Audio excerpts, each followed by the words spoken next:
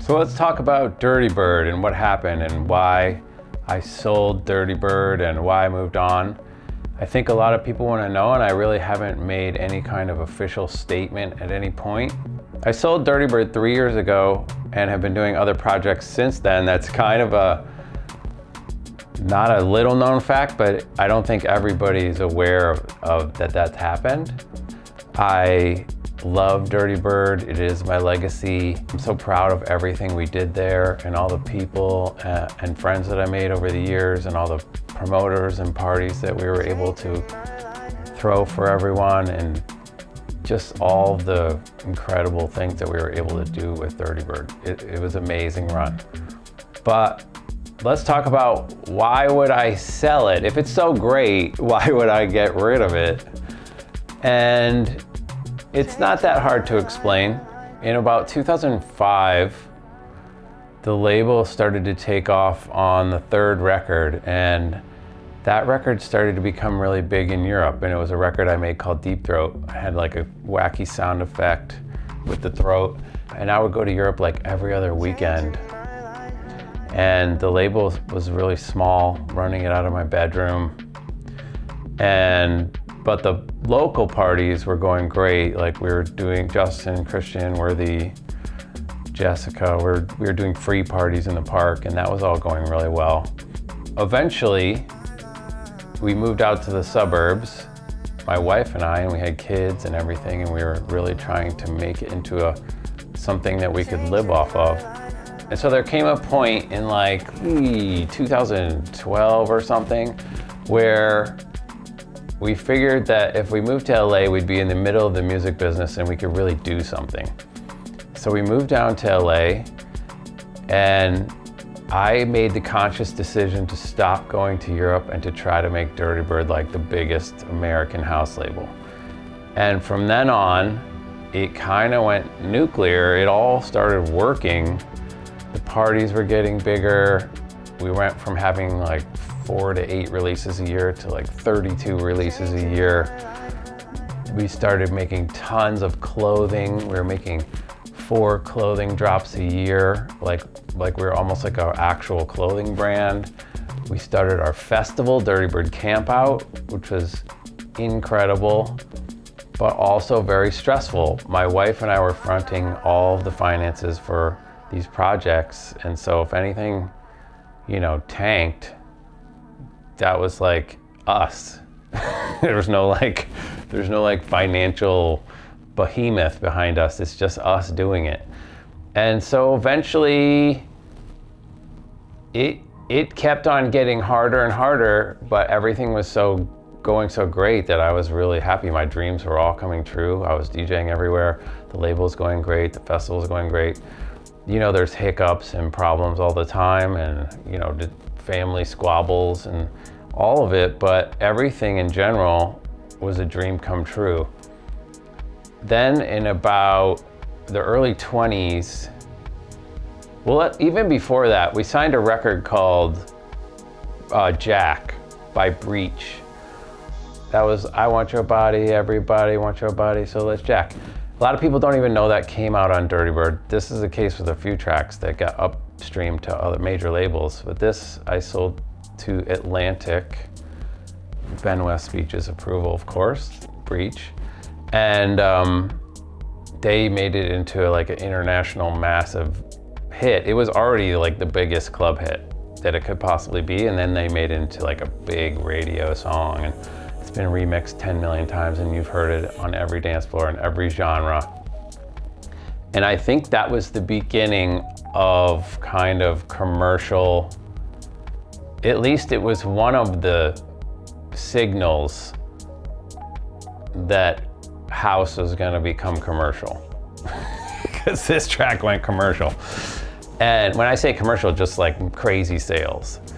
And a couple years after that, we got a track from Fisher that I didn't even really play when it came in as a demo, but Justin Martin was like, you gotta play this. This track is going crazy. So then I started playing it, and it was going crazy, and people were like really eating it up and going wild for this track. And that was really the point where I saw that Dirtybird was no longer going to be able to be a super underground, niche, weird, fun, quirky label anymore, because we had had like back to back massive records come out. We had the Shiba-san OK record, the Breach Jack, and then the Fisher.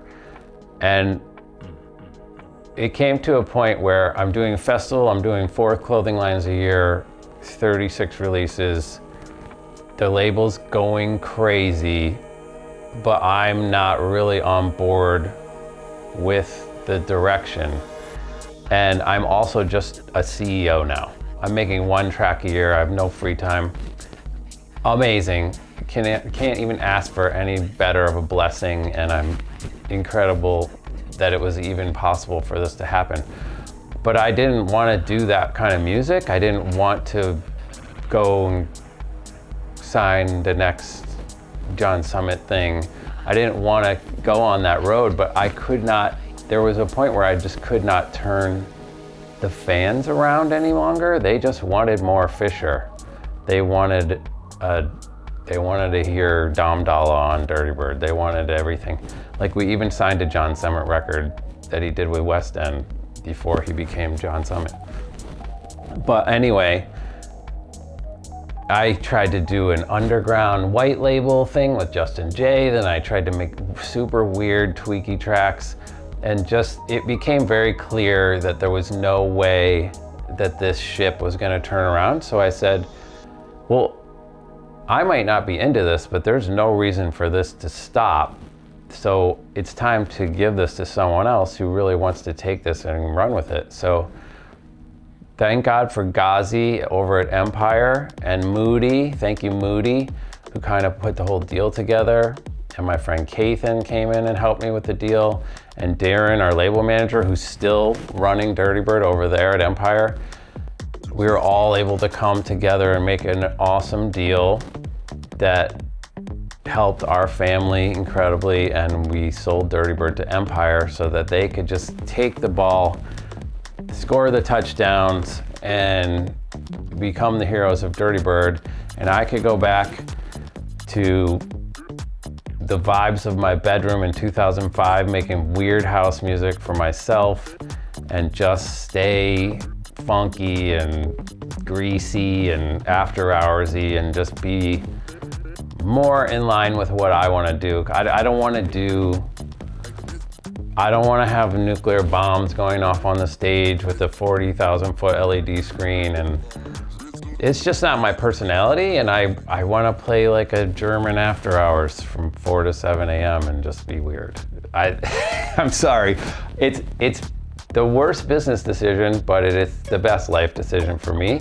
So this is what happened. This is why I don't own Dirtybird anymore. I was no longer the best steward of Dirtybird, and I needed it to go to someone who really cared, that wanted to continue the traditions and, you know, just take over the mantle and run with it, and just let me be quirky weirdo dad making strange house music. So that's where I am now.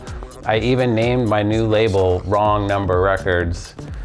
My album is called Wrong Number because I can't think of multiple cool names. I can only think of one at a time.